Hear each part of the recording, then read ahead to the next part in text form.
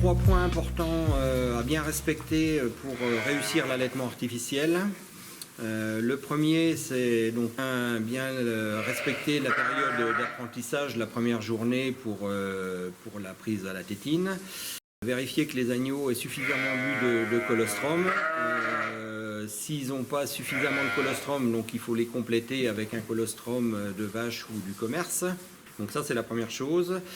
Ensuite, la deuxième période critique, c'est la partie du sevrage, donc aux environs de 40-45 jours, quand les agneaux font entre 12 et 15 kg de poids vif.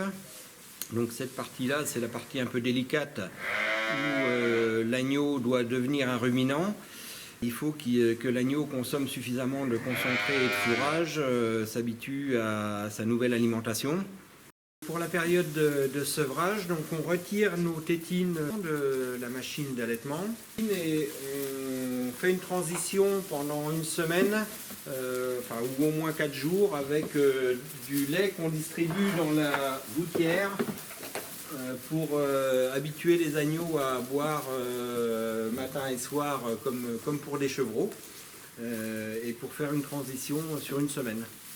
La dernière chose pour la période de sevrage, pour éviter un stress supplémentaire, on laisse les agneaux dans leur local de l'allaitement artificiel pour éviter des problèmes de coccidiose et un stress supplémentaire.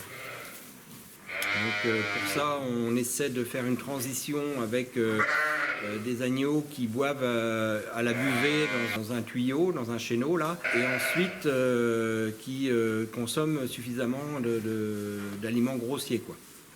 Le troisième point à respecter qui me semble très très important, c'est l'hygiène du bâtiment. Donc la partie désinfection évidemment au départ des locaux et ensuite le nettoyage de la machine d'allaitement artificiel donc, qui doit être quotidien, bien nettoyer la machine et ainsi que les tuyaux et les tétines. Concernant l'hygiène également, on peut mettre à disposition, c'est important de mettre à disposition de l'argile. C'est quelque chose qui coûte pas très très cher et qui est quand même efficace par rapport aux boutons d'ectyma et éventuellement aux diarrhées sur les agneaux. Voilà, de l'argile à disposition, de l'eau, de l'aliment, du fourrage, un paillage régulier. C'est le b.a.-ba, mais c'est des choses importantes.